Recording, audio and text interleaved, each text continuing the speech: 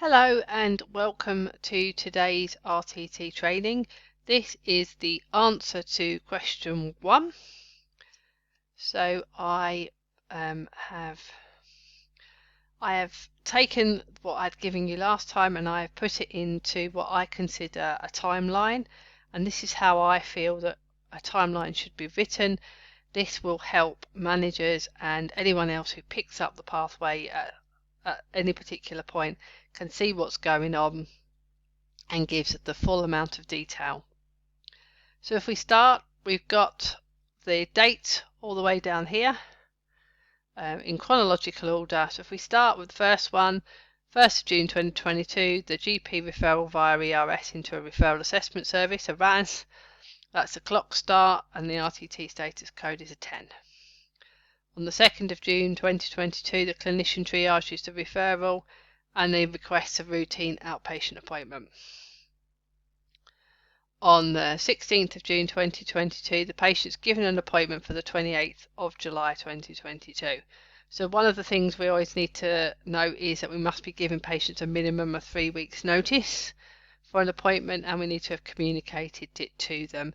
So we've put here specifically that we've given 3 weeks notice and a letter was sent to the patient.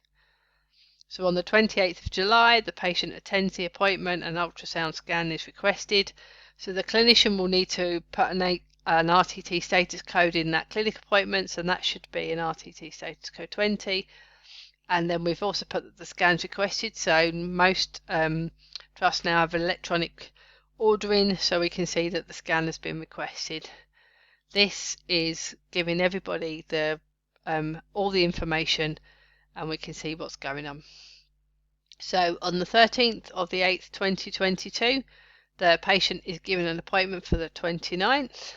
So for diagnostic tests we need to give a minimum of 2 weeks notice. So again, we've put 2 weeks notice given and letter sent because we sent a letter to the patient. If we've telephoned and agreed the appointment over the phone with the patient, then we need to be putting appointment agreed with patient over the telephone and the date that it was agreed. And that should be here. The date that it was agreed should be here.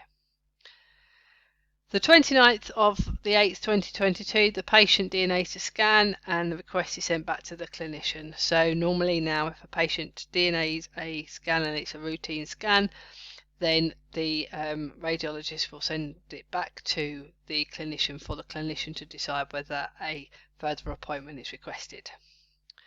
So on the 1st of September 2022, at clinical review, the consultant decides to discharge the patient, and he dictates, or he or she or they dictate a letter to the GP and the patient. And at that point the clock will stop with an RTT status code of 34, decision not to treat. And then we do need to make sure that we do this letter to GP and patient. This actually is closing down the pathway and making sure that everybody is informed as to what is going on along the pathway. So on the 14th of September 2022, the letter is typed and sent out by the secretary, and I would be expecting the secretary at that point to be putting in the ad hoc status on the pathway, because this would need to be an ad hoc status. So the dates they would need to use would be the 1st of the 9th 2022 and an RTT status code of 34. What we'd also need to make sure that we do is make sure that we're closing down the registration for that pathway, because the patient has been discharged, and so we need to not only close the pathway down but close the registration and any other sort of things on anyone's particular EPR system to make sure that that episode is completely closed down. Okay, I hope that makes sense. If anyone's got any questions, then they can either drop me a comment on after the video, or they can drop me an email.